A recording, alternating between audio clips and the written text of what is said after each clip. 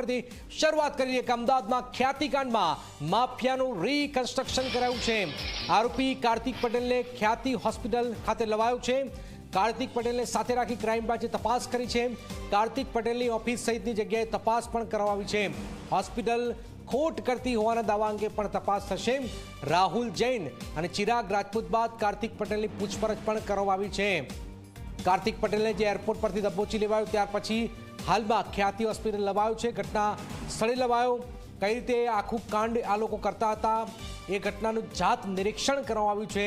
આપ જોઈ રહ્યા છો રાહુલ જૈન અને ચિરાગ રાજપૂત બાદ હવે કાર્તિક પટેલની પણ પૂછપરછ ચાલી રહી છે। મુખ્ય સૂત્રધાર આ કાર્તિક પટેલ જે છે વિદેશમાં ફરીને આખરે અમદાવાદ આવ્યો, તેને દબોચી લેવાયો અને હવે ખ્યાતિ હોસ્પિટલ ખાતે જાત નિરીક્ષણ કરવામાં આવ્યું છે, રીકન્સ્ટ્રક્શન કરવામાં આવ્યું છે।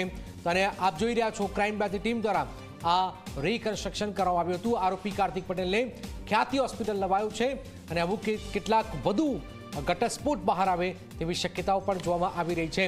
ગૌરવ અમારી સાથે જોડાઈ ગયા છે ખ્યાતિ હોસ્પિટલથી। ગૌરવ, કાર્તિક પટેલને ત્યાં લવાયો છે, કઈ રીતે પૂછપરછ થઈ રહી છે, શું વિગતો? ગૌરવ,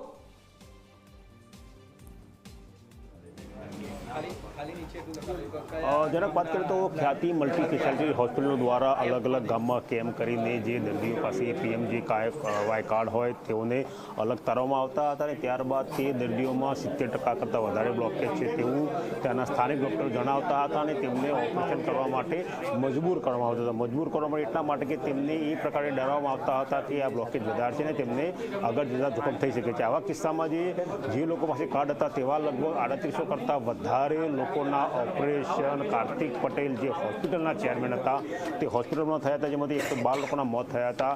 જે દિવસે ગુનાની જાહેરાત થઈ એ દિવસે કાર્તિક પટેલ ભારતમાં ન હતા, તેઓ ફરાર હતા, ઓસ્ટ્રેલિયા ગયેલા હતા। પરંતુ જ્યારે તેઓ ઓસ્ટ્રેલિયાથી ન્યૂઝીલેન્ડથી મુંબઈથી અમદાવાદ પરત આવ્યા ત્યારે અમદાવાદ ક્રાઇમ બ્રાન્ચે તેમની એરપોર્ટ ખાતેથી ધરપકડ કરી હતી। 10 દિવસના રિમાન્ડ મેળવ્યા છે। રિમાન્ડ મેળવવાના બીજા દિવસે જે ખ્યાતિ મલ્ટી સ્પેશિયાલિટી હોસ્પિટલ છે ત્યાં અમદાવાદ ક્રાઇમ બ્રાન્ચની ટીમ કાર્તિક પટેલને લઈને આવી છે કે અહીંયા રીકન્સ્ટ્રક્શન થઈ રહ્યું છે, કઈ જગ્યાએ તેઓ મિટિંગ કરતા હતા, કોની સાથે મિટિંગ કરતા હતા, મિટિંગમાં કયા પ્રકારના તેઓ આદેશ આપતા હતા।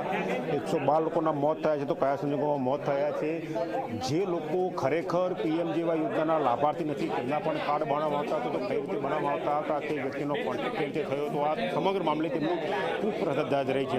મહત્વનું છે કે 16 કરોડ રૂપિયા કરતાં વધારે પીએમજેવાયના માધ્યમથી તેઓએ સેરવી લીધા છે। એ રૂપિયાનો ક્યાં ઉપયોગ કર્યો, ક્યાં ઇન્વેસ્ટમેન્ટ કર્યું, કોના ભાગે કેટલા આવે તેની તપાસ થઈ રહી છે। અગાઉ ઘણા આરોપીની ધરપકડ થઈ ચૂકી છે, પરંતુ મુખ્ય આરોપી કાર્તિક પટેલ જે અત્યાર સુધી ફરાર હતા, એટલે જે વણ ઉકેલા કોયડા હતા તે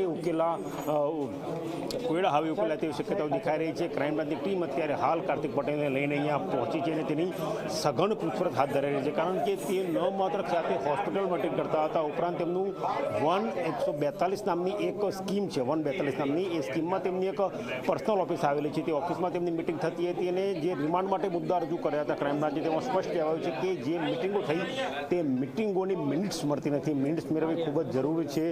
જો આ કંપની નુકસાનમાં ચાલતી હતી, નુકસાનમાં કઈ રીતે ચાલતી હતી તેવું દર્શાવવામાં આવ્યું છે, તે અંગેની પણ તપાસ કરવાની છે। એટલે એક કરતાં અનેક મુદ્દા એવા છે જેની તપાસ કરવા માટે 10 દિવસના રિમાન્ડ ક્રાઇમ બ્રાન્ચે મેળવ્યા છે અને હાલ ક્રાઇમ બ્રાન્ચની ટીમ કાર્તિક પટેલને લઈને ખ્યાતિ મલ્ટી સ્પેશિયાલિટી હોસ્પિટલ ખાતે પહોંચી છે કે જ્યાં ઘટના સ્થળે બેસાડીને તેમની પૂછપરછ હાથ ધરાઈ રહી છે। બિલકુલ ગૌરવ, આપણી પાસે આવ્યા છે